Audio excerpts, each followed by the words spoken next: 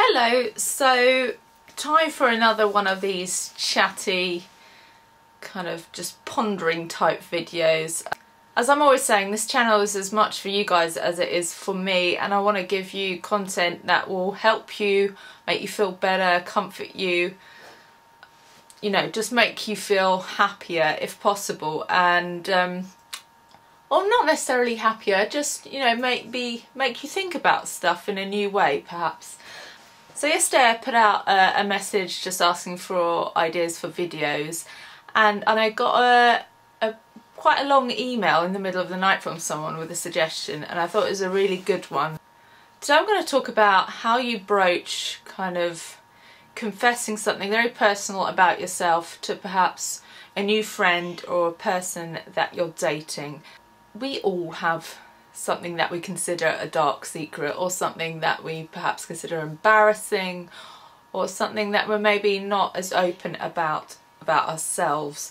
It could be all manner of things. Perhaps you suffer from OCD, perhaps you're not able to have children naturally, perhaps you've got an STD, perhaps you've got an addiction, perhaps you suffer from mental illness, perhaps you went to prison, who knows, it could be all manner of things, but there is at least one thing that we're all slightly worried about in terms of exposing it to a new person that has entered our lives. So the person that emailed wanted to know really how you know when to do it and how you know how to do it. And that is something that I don't have the answers. I'm not a life guru. Like all of us, I'm making life up as I go along. I'm making some really humongous mistakes. Always trying to learn from them, but I do slip up relatively frequently. But I think because I have made a few mistakes, and you know, there have been some difficulties, particularly in the last few years, I think I have become a lot wiser to things and how people think and how people react to things. So I will give my opinion, but let's just look at this video as a discussion for people to comment below and say how they've dealt with things or how they believe is the right way to approach it. I have got a friend actually who has an incurable STD, and they have to obviously tell their partner, or partners I should say, because they're single, each time that they kind of are at the level or the stage of the relationship where they're getting intimate. Obviously that's quite a daunting thing for someone to do. I guess you worry about their reaction for one, whether they'll be put off, whether they'll tell people about it, whether it'll be an instant, okay, see you later. And the lovely thing that I found out from talking to them about it is that they haven't had a bad reaction yet. Everyone has accepted it, been very mature and adult about it, and none of them have been put off. They've all obviously been there for the right reason, like that person for them, and that is a very minor issue, and I think they've probably been grateful for them being honest. So that's that instance, and I think that's the key to all these things. When you tell people these very exposing, intimate things about yourself, if they run a mile, then one, perhaps they're not the right people to have in your life, perhaps they're not going to be that supportive, kind of, I don't know, positive influence in your life, but also you've got to think that every single person is dealing with their own thing, and maybe for some people taking on that extra element might be a bit too much for them in their current situation. Let's think about, I don't know, you find out that the person you're dating is struggling with an addiction. Perhaps you know that you don't have the strength yourself to cope with the extra demands and pressure that will put in the relationship. So that person might decide, okay, I'm not going to pursue this any further. I think to an extent you've got to kind of just accept that, appreciate that they've been honest, and move on and realise there will be someone that will, you know, be happy to help you through that, and you need for situations like that, it is important to have strong people in your life to help you through that. So don't necessarily take it as a knock, although it might seem a knock, and just see it as them being open with you and telling you that actually they can't cope.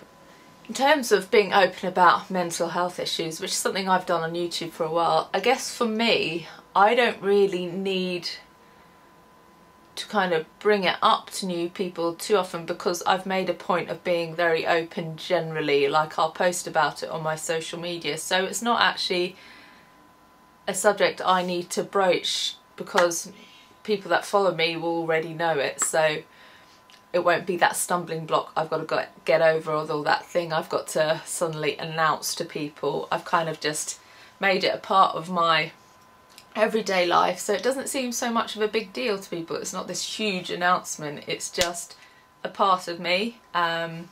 Some days it's a bigger part of me than others, but it's not something I need to kind of bring up on a regular basis. And I think that's the key. If we talk about these things a bit more openly, a bit more frequently, then they won't be a big taboo thing anyway, and so it won't be so stressful to tell people about, or to kind of expose to the new people you meet, because it will no longer be a big deal. It'll be something that openly a lot of people are discussing anyway. When you're dating someone new, you want them to see you in a positive light. You want them to see you glowing and desirable and everything great. But I think a lot of people are realistic these days. They know that everyone has their issues, everyone has a past. I think there's no one size fits all kind of answer to this, but obviously on the early dates you don't want to make them very heavy going, too deep. You want to do the kind of the surface stuff first. Just get to know their likes, their preferences, that sort of thing. See if you've got any rapport, see if you share a sense of humour, that sort of thing. And then gradually, as you get to know each other, you'll get to know whether there's someone that is compassionate, whether there's someone that is kind, someone that is a good listener, and someone that's happy to talk about, you know, deeper things. It will be a natural thing, and I think you know when is the right time to start divulging this sort of information. I guess everyone's different, but I find I get to a point quite quickly when I start dating people where I feel comfortable to open up with them. I think because I've become quite an open person because of the articles I write and the videos I make, that it gets to that deeper level quite soon. So I generally open up about various issues that I face quite early on. But like I said, I think you just need to gauge where you are in your unique relationship, gauge whether you think the information you want to give out is, whether it's the right time basically.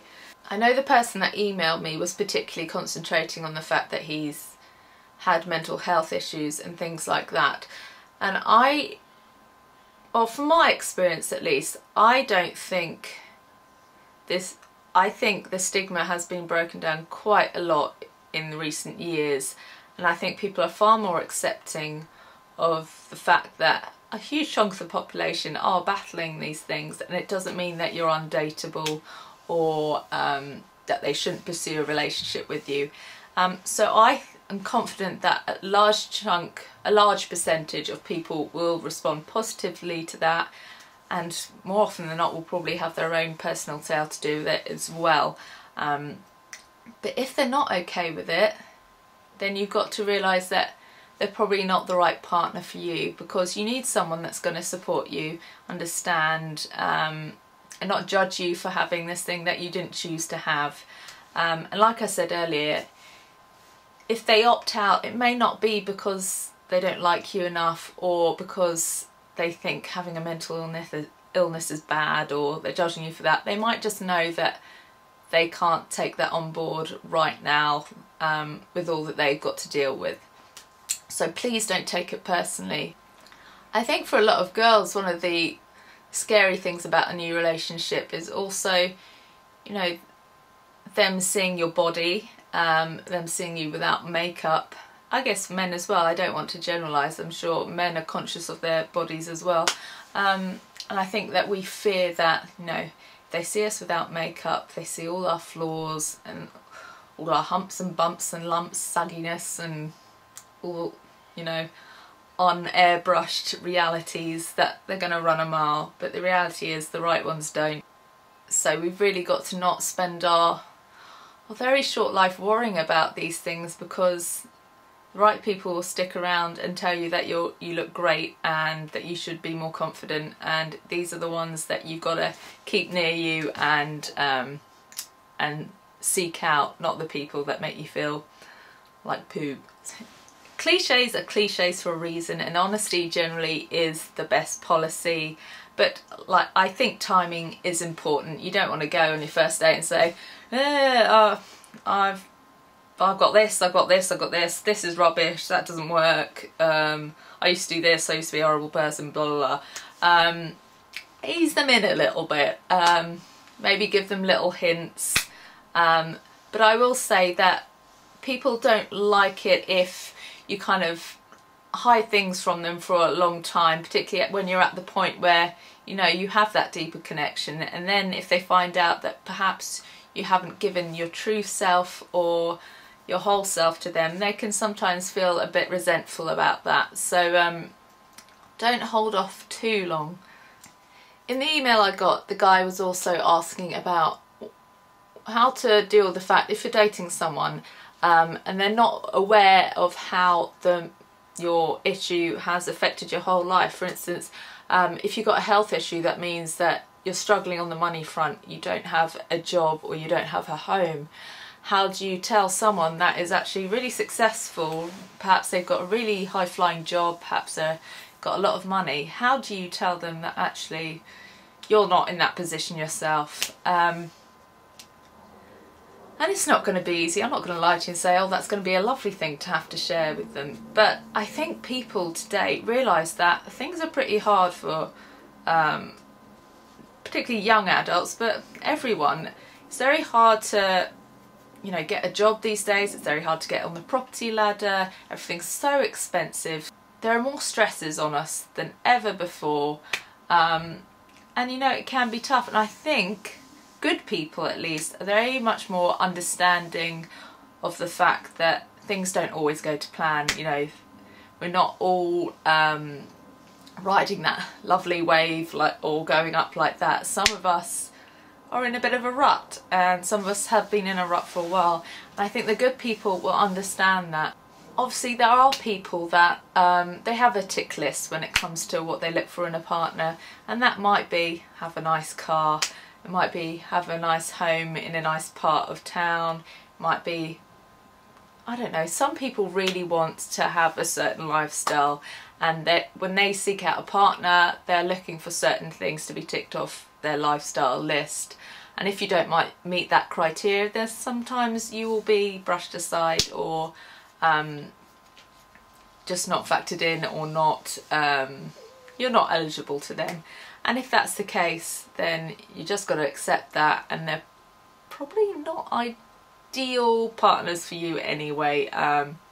So just look at it as not meant to be, not right for you, and you will find someone that, you know, just likes you for you, the core of you, what's in here, perhaps what you believe, what your aspirations are, what your hopes are, and they'll help you get to a point where you are in a better position, and you know, they'll see you as almost like an investment, something that they believe in, something that they want to support and help you get to a point that is perhaps where you want to be.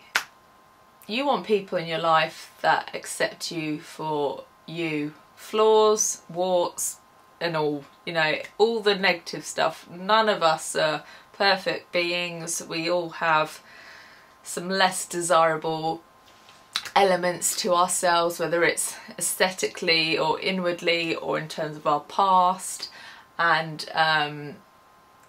it's very important that we find people that accept us for those, that don't judge us, and perhaps help us to become the people we want to be. So if you are fretting about, you know, telling someone something, really think about whether you are stressing yourself out for no reason. If they're nice people, generally they are going to be supportive and accepting.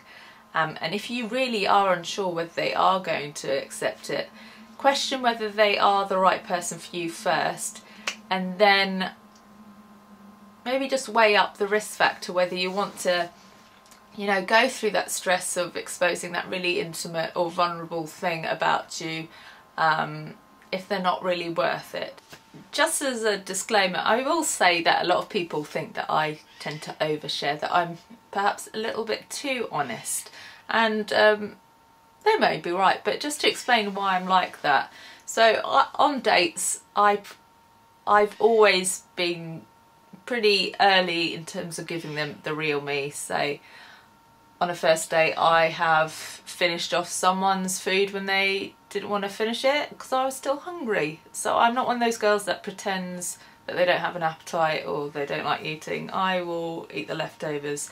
I've also had to run off midway because I had an IBS attack, because I had a chocolate fondant which I shouldn't have had, and so I was sat on a loo doing you know what for quite a while, and I was open with the guy about that. Sexy, huh? I've even talked about exes on date. I haven't gone into full detail and started weeping or, you know, getting all dramatic and sounding crazy about it, but I have touched upon it. I've told them about various embarrassing things I've done, a lot of them related to my magnetism to poo. Yeah, and I do that because I know that pretty soon, if we're gonna get friendly, that they're gonna see this stuff, and I'd rather they knew from the off that this is what I am. I don't want to give them a false kind of glossy version of what I am. I am clumsy, I am messy, I have some embarrassing bodily functions, but that's me. I'd really like to hear your personal stories, if you've had to tell someone about something really scary before, how it's gone for you and how you dealt with it.